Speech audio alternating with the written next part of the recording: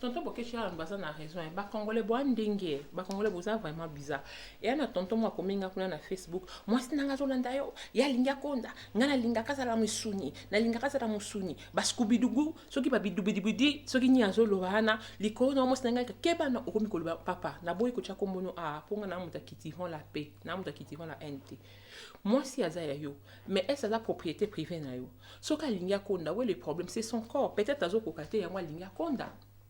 Nga na TikTok, na Facebook, na YouTube, na pour makambo na te. Comme mana ba basse zona te pardon, ba basse soit pardon, je ne veux pas de problème.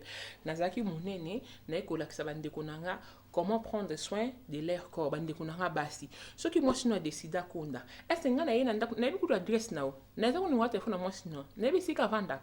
Est-ce nga na yena ndako nona kangi moi sino bi mama toke oke ko konda. To ye mo kabite accepter akonda po peut-être à l'est na ba basket na yo comme linga problème o banda kolobo banda na boy ko chako mono papa respecte pour moi je suis pas venu pour ça ngana yi te pour na ba discussion banale ba banalité ba basse so nga boy na bonanga na boy ngana yi ko sunga bande ko na ponga mona zaki muta nene banana kita na kitiko tu bien que banana kita na koma na pema na koma na souffle kitoko na koma pe na confiance ya on a pe se bande na confiance ba obada ba mointe ba sa sport na ndako na ba basse so na te s'il te plaît pardon ciao monsieur respecte-toi